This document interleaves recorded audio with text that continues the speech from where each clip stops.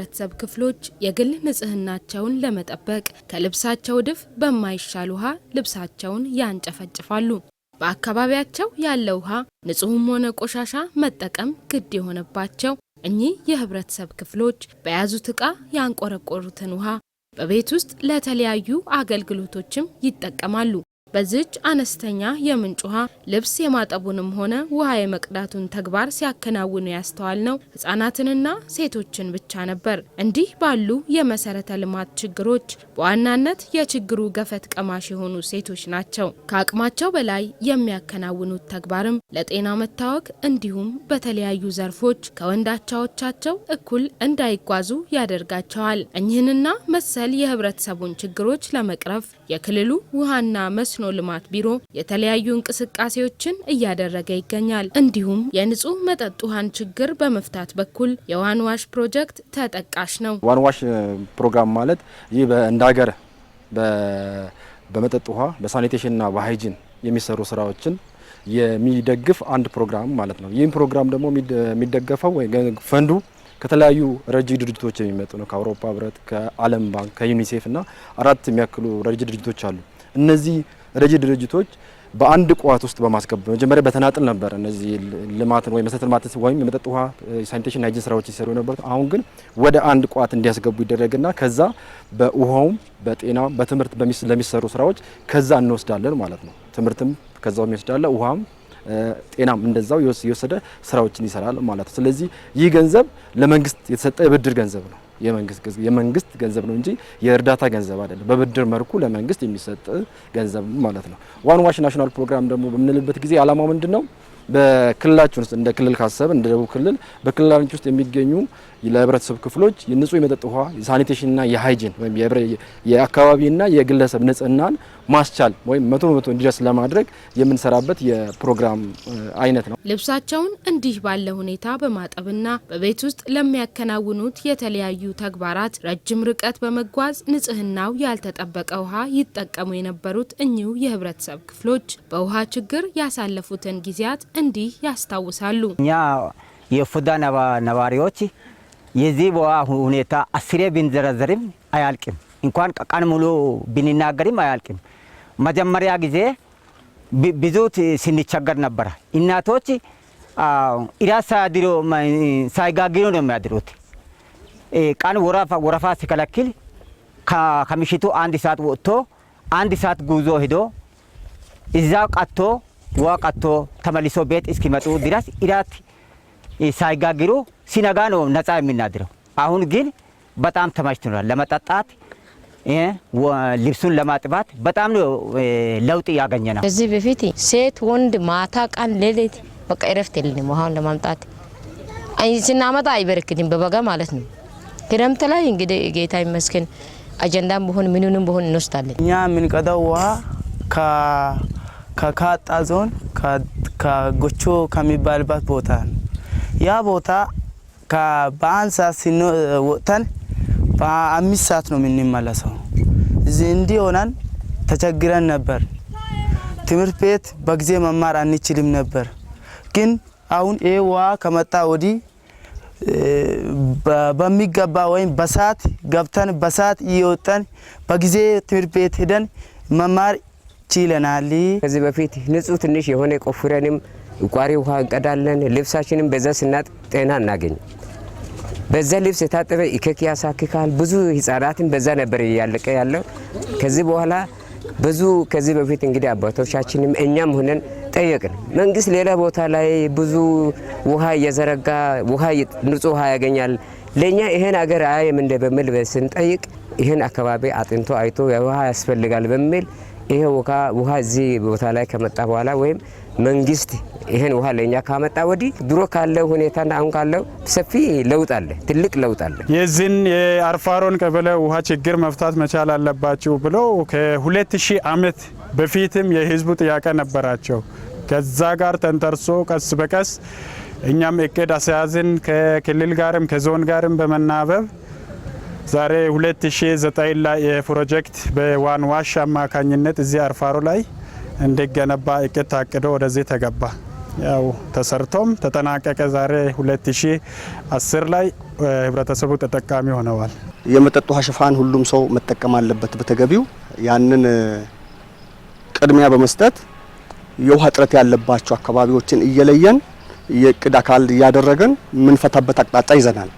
ይሄ ደግሞ አሁንም እየተሰራ ያለ ነው። ወደፊትም ይሄ ሁለተኛው እድገትና ትራንስፎርሜሽን ያው መስፈርቶች አሉ። እሱን ከማሟላት አንፃር የውሃ ተደራሽነት ትኩረት አድርገን የምንሰራው ተግባር። ከዚህ በፊት ውሃ ፍለጋ ለረጅም ርቀት የምንኳትነው ቀርቶ ዛሬ ላይ በየበራችን በተገነባው ንጹህ ውሃ እንደ ልባችን ተጠቃሚ መሆን ችለናል ሲሉም ይደመጣል። ቀጥ መንገድ የሚሆነው 1 ሰዓት ከተኩል መሆን ነው። ታች ባዝራ የሚባል ውሃ ወሰደን ነው ተሻግረን ነው ቀጥተን ነው የምንመጣው ዝለን። በዚህ ሰዓት በጣም እንደክማለን። ኃይላችን የደከመ ስለተገኘ መንግስት አሁን አውቆኛል። በዚህ በውሃው ቤታችን በየበር በየደጅ በየከተማው ስለተከፈተ ያው ንጹህ አሁን ጤናችን ሆኗል። ከበሽታ ተከላክለናል። ከበስከቶም ወዲህ የሚሻገሩ አሉ። ከዚህም ከተማ ህዝብ ሁሉ ዛይዶ በወረፋ ጠብቆ ነው የሚቀዱት። ከዛ ሲመጣ ህፃን እዚህ ደግሞ ያለቀሰ ይቸገራሉ። በዛን ጊዜም በጣም ችግር ነበር። አሁን ግን የወለደች እንኳን ቤት ጎረቤት አምጥቶ ነው ከጎረቤት ውሃ ስለምጠጣ አሁን ያለው ትልቅ ለውጥ ነው። ይሄ ውሃ ከመጣ በኋላ ችግር የለም። እኛ ጋር ምንም ነገር ችግር አይከሰትም። በ3 ቀን አንዴ እንቀዳለን። እንግዲህ በበራችን ውሃ ያለው የውሃ ረብት እንኳን አግኝተናል። ሌላ ችግር የለም። አማራጭ ባጣንበት ወቅት በአቅራቢያችን የምናገኘው ወራጅና የምንጭ ውሃ ንጽህናው ያልተጠበቀ በመሆኑ የሚያጋጥመን የጤና መታወክ አሁን ላይ እምብዛም አይስተዋልም። ያ ውሃ ንጽህነቱ ያልተጠበቀ ነው። አዎ ደግሞ በዛው የተነሳ በሆድ ውስጥ ተቅማጥ ይይዛል፣ ሁክ ወርም ይፈጠራል፣ ታይፎይድ ይፈጠራል። ከዛው ግን አሁን የተሻሻለ ኑሮ ነው ሰው የሚኖረው። ምንም ወባ የለውም፣ ችግር የለውም፣ በሽታ እስከዛ የለውም። ውሃ ካገኘነው እንኳን ኦፎዳ ልዩ ለውጥ እንዳገኘ ነው ለኛ የሚታየ ነው። የውሃ ችግር በርግጥ ብዙ ልጆቻችን ባልቅት ነበር የሚያልቀው። ደግሞ ጃርዳ በሽታ በተለይ ጤና ጣቢያም እዚህ ጋር የሚቸገረው በዛ ነበር። ከዚህ በስኬቶ ድረስ ወስደን ሕክምና ስንወስድ ምንድነው በሽታ የሚታየው ህፃናት ላይ በተለይ ጃርዳ ነበር። ከዛ የተነሳ ከዚህ በፊት ያሉት አባቶቻችን ይጠይቃሉ፣ ውሃ ንጹህ ውሃ የለንም እንዴት ይሻላል ብለን እንጨነቃለን። ያለችው ቅድም ያያችሁት እቺ ባዝራ ታች ወንዟን እናንተ ሄዳችሁ አይታችኋል። ከዛ ቀን ከሆነ በጊዜ አሁን ይሄ አሁን አካባቢው ጸጥቶ ሰው ሁሉ ከተሰማራ በኋላ ነው። ድሮ ጫካ ነው። ውሃ ከተሰራ ወዲህ ብዙ ሰው አርፏል፣ ይጠጣሉ። ቅድም 4 ቀን ነው የተባለው፣ ግን በየቀኑ ነው ጄኔሬተር ብቻ ውሃ ማነው እዚህ ጋር ነዳጅ ካለ ሁሌ ይነሳል፣ ሁሌም ይቀዳል። ሳንቲም ያለው የሮጣ መጥቶ መቅዳት ነው። ቦኖ ይሄ ብቻም አይደለም፣ ወደ 8 ቦኖ ነው ያለው። ሲበያም እየተጠቀመ ነው፣ ኦፎዳም እየተጠቀመ ነው። እዚህ ጋር ኢልፈታም እየተጠቀመ ነው። እዚህ ታች አለ ኢልፈታ ቦኖ እንደ ኦፎዳ 1 እዚህ ጋር አለ፣ 2 እዚህ ጋር አለ፣ 3ኛው እዚህ መንገድ ላይ ስትሄዱ ታያላችሁ። እዚህ ጋር አለ፣ ሲበያ ጥግ ላይ 2 አለ። በአጠቃላይ ታድሏል ማለት ይቻላል የፎዳ ህዝብ። አሁን ግን እየተቸገረን ያለው በምን ላይ ነው? ነዳጅ ላይ። ነዳጅ አጋጣሚ ውሃ ሳይቀዳ ይውላል። ይሄ ነው ጉዳት እየሆነ ያለው። ከነዳጅ ፍጆታ ጋር ተያይዞ ህዝቡ ኮምፕሌን የሚያቀርብበት ሁኔታዎች አሉ። የነዳጅ ፍጆታ አሁን ትላልቅ ጄኔሬተሮች የሚተከሉበት አካባቢ ብዙ ነዳጅ የመጠቀም ነገር ስለሚኖር ከወጪ አንጻር ትንሽ ችግር እያስከተለን ያለው። ስለዚህ ይሄንን ወደ ሶላር የመቀየር ስትራቴጂ ተይዞ እቅዶችም ይዘን አሁን ጀምረናል።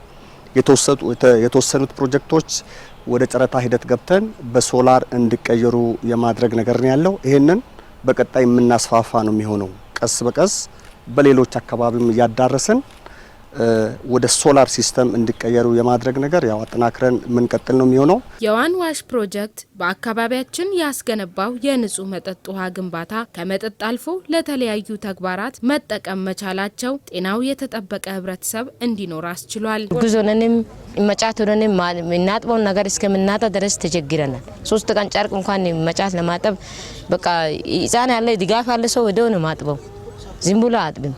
አሁን ስለዛ ይሄ ውሃ ከመጠባለ ይሄ ሁሉ እናረስተናል። ድሮ ከሆነ ውሃ ቁጠባ ሲባል በቁጠባ ውሃ 1 ቢዶኒ ካመጣን ብዙ ልብስ አጥበን ለማስወጣት ስንፈልግ በቆሻሻ እናጥባለን። አሁን ከሆነ ግን 2 ልብስ እቺ ቢዶኒ ለኛ አንዱ በዛ አድርገን ውሃ ስለሚቀዳ ከበያ ስለሆነ እንትን አድርገን ቆጥበን አናጥብም። ነፍሳችን ብዙ ንጹህ አድርገን አጥበን እናስወጣለን። ለህይወታችንም ንጹህ ነገር ነው ውሃ የምናገኘው። ውሃ ከሩቅ ስለምናመጣ እንደፈለግነው ማጠብ የለብንም። ግን አሁን ተመችቶናል። እንደፈለግነው ማጠብ መታጠብ ችለናል። ከዚህ በፊት የነበረው በበሽታ ይጠቃ ነበር፣ ህብረተሰብ በበሽታ ይጠቃ ነበር። ልብስ ማጠብ የለም፣ ኢከክ በኢከክ ነበር ሰውነታችን የሚሆነው። ህፃናት እንደው አያጥቡትም። በጣም ይገርማል። ህፃናት አያጥቡትም። ዝም ብሎ ትምህርት ቤት ዝም እየወራ ነው የሚሄዱት። ሲመለሱም ያው ውሃ ለመጠጣት እንጂ ልብስ ለማጠብ ገላ ለማጠብ አይችሉም እናቶች። ምክንያቱም ውሃ ፍላጋ ነው የሚሄዱት ነጋ ጠባ። ወረዳችን አዲስ ወረዳም በመሆኗ የውሃ ሽፋን ዝቅተኛ ነበር፣ በከተማም ይሁን በገጠር። በገጠሩ ላይ በዚህ ሰዓት እንኳን ባለን ስታትስ የሚያሳየን 34% ላይ ነው ያለ ነው ሽፋናችን ማለት ነው። በከተማ ላይ ስንመጣ 5% ላይ ነው ያለው፣ በጣም ዝቅተኛ ደረጃ ላይ ነው ያለ ነው። ከዚህ የተነሳ በቅርብ ጊዜ በገጠር ላይ ሽፋኑ እየጨመረ እንዲሄድ የተደረጉ ነገሮች አሉ። ለምሳሌ በዋሽ ፕሮግራም የሚሰሩት የኦፎዳ ውሃን ማንሳት እንችላለን በዚህ ሰዓት ማለት ነው።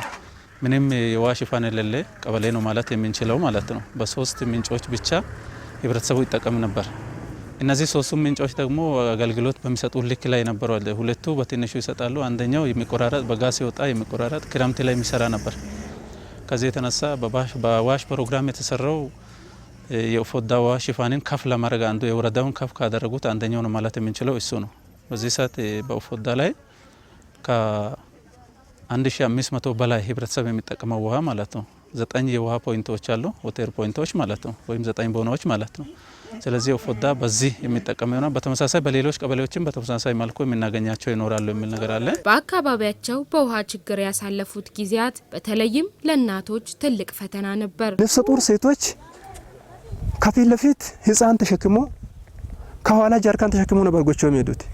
አሁን ግን እንደዚህ ነገር አልነበረም እና እዛ ጋር በመሄድ ሲቸገሩ ነበር ጎቾ ላይ ከዚህ ሄዶ ማለት ነው። የሚሄዱት ደግሞ ሌሊት ነው። ሌሊት ጀሪካን ተሸክመው ሲፈሩ ዱላ ይዞ ነው የሚሄዱት። በመሄድ እዛ ሲቸገሩ ነበር ይዘን መጣው ሄደን ከዚህ። በአንድ አካባቢ የመሰረተ ልማት አለመሟላት ሰዎች በራሳቸው ህይወት የሚጓዙት መንገድ በሚፈልጉት ልክ እንዳይሆን ያደርጋል። ልጅነቴ ላይ ማለት ነው እናቴ ውሃ ቤት ከሌለች ያው አልዲ ሰው ይመጣል ብሎ እኛን ይከለክላሉ። ለውሃ ይዱላሉ። ሰዓቱን አርፒደን ሲነድ ትምህርት ቤት ይቀጣል። ለዛ ብለን ትምህርቱን ወደ ኋላ የሆነን የቀረን ለዚህ ሰዓት ደርሰናል። አሁን ያው መንግስት በየቤታችን ሲያመጣ ብዙ ነጻነት አግኝተናል። አንዳንድ አካባቢዎች ከረጅም ጥያቄ በኋላ ምላሽ አግኝተው የንጹህ መጠጥ ውሃ ተጠቃሚ ይሁኑ እንጂ በሌሎች አካባቢዎች አሁንም በችግር ውስጥ ያሉ የህብረተሰብ ክፍሎች አልታጡም። ዛሬ ወደ 67 ሺህ ህዝብ ነው እዚህ ከተማ ላይ ያለው። ይሄ ህዝብ እንግዲህ አሁን በአንድ ጥልቅ ጉድጓድ ነው የሚጠቀመው። ይሄም ጉድጓድ ደግሞ ምንድነው አሁን ችግሩ? ኤሌክትሪክ በሚጠፋበት ጊዜ ጄኔሬተሮቹ በጣም አነስተኛ ፓወር ስላላቸው አይስቡ። አሁን ይቆማል። ለ3 ቀን፣ ለ4 ቀን፣ ለ5 ቀን ውሃ ይቆም። በጣም ነው የተቸገርነው። በጣም እውነቴን ነው። አንድ ቦኖ የለም እዚህ ወረዳ ውስጥ። ቦኖ ለሲሙ ነው የተተከለው እንጂ ቦኖ አንጠቀመው። ቦኖ የለም፣ ከግለሰብ ነው የምንጠቀመው። አንድ 10 ሊትር አንድ ብር፣ አንዳንድ ቤት ብር 20 ሊትር እንደዚህ እየቀዳን ነው የምንጠቀመው እንጂ ቦኖ የለም። አዲስ ግንባታዎች አሉ በከተማችን በገና ፎቅ የሚሰሩ ምን የሚሉ እነዛም ደግሞ ውሃ ይፈልጋሉ። ለነዛም ደግሞ ፍላጎት አያሟላላቸውም። እነሱም ይሮሩ አለ እዚህ ድረስ መጥቶ ካንቲባ ቢሮ ሄዶ አቤት ውሃ የለንም ስራውን እንድናቆም ነው የሚሉት። ሰውም ቢሆን ለክፍያ ከመጣ ስለ ውሃ አለመድረስ ነው የሚያወራው እንጂ ውሃ እንደ ልብ ተጠቅም ያለውና በሚከፍለው እርካታ አለኝ የሚል አይደለም። ምክንያቱም ውሃው በሚገባ ለሰው አይደርስም። ፍላጎት ማሟላት አልቻለም። ዝርጋታውን ቢሆን ውስን ነው። ከተማውን ከዳር እስከ ዳር አልደረሰም። የአረካ መጠጥ ውሃ ፕሮጀክት ለብዙ አመታት ከ2006 ዓ.ም ጀምሮ ህዝቡ በንጹህ መጠጥ ውሃ እጦት ሲቸገር ነበረ። ኮንትራክተሩ ስታንዳርዱን ያልጠበቀ ኤሌክትሮሜካኒካል ፓምፕ በማቅረቡ ወደ 13 ሊትር በሰከንድ መርጨት ነበረበት። ይሄንን ወደ 3 ሊትር ብቻ የሚረጭ ፓምፕ በመቅረቡ ያኔ ያጠጣል ተብሎ የምታሰብ የያህል ህብረተሰብ መጠጣት አልቻለም፣ ውሃ ማግኘት አልቻለም። ይሄንን እንደገና ለይተን ችግሮቹን ለይተን 2 ፓምፕ 2 ጄኔሬተር ከቢሮ አቅርበናል። ቀርቦ በዲዛይኑ መሰረት ከ13 ሊትር በሰከንድ የሚረጭ ፓምፕ ተተክሎ በአሁኑ ጊዜ አገልግሎት እየሰጠን ያለው ይሄ ለኛ እምርታዊ ውጤት ነው። በፊት የመጠጥ ውሃ እጥረት ነበረ ከፓምፕ ጋር የሚያዝ። አሁን ደግሞ ይሄን ችግር ፈተናል። ፓምፑ ውሃ መስጠት በሚገባው ልክ እየሰጠን ያለው ይሄ የመልካም አስተዳደር ችግር በቢሮ ተፈታ ነው፣ ሲሪየስሊ ተመርቶ የተፈታ ነው። ነገር ግን ያው የመጠጥ ውሃ ፍላጎት ከጊዜ ወደ ጊዜ የሚጨምር ነው። አንድ ብቻ ሰርተን የምናቆመው ነገር አይደለም። ዛሬ 100% ያደረስናቸው በቀጣይ ክፍተቱ ያው የህዝብ ቁጥር እየጨመረ ነው የሚሄደው፣ ፍላጎቱ እየጨመረ ነው የሚሄደው፣ የሰው አጠቃቀም የፍጆታ አጠቃቀም ሁኔታም እየጨመረ ስለሚሄድ ያው ጋፖቹ እየጨመሩ ነው የሚሄዱትና አንድ ሰርተን የምናቆም ሳይሆን በቀጣይ ሌሎች አማራጮችንም እያየን አሁን እየታዩ ያሉ አማራጮች አሉ። በቀጣይ ደግሞ ያው በዘላቂነት የውሃ ሽፋንን ከፍ ከማድረግ አንፃር ያው የቤት ስራችን ነው ትኩረት አድርገን የምንሰራው ነገር ነው የሚሆነው። አሁን ላይም የንጹህ መጠጥ ውሃ ችግር በውስን አካባቢዎች የተፈታ ይሁን እንጂ አሁንም በችግሩ ለጤና መታወክ እንዲሁም ጊዜያቸውን ገንዘባቸውንና ጉልበታቸውን የሚያባክኑ የህብረተሰብ ክፍሎች በመኖራቸው የክልሉ ውሃና መስኖ ልማት ቢሮም ሆነ መንግስታዊ ያልሆኑ ልማታዊ ድርጅቶች ለዘርፉ ትኩረት ሊያደርጉ ይገባል።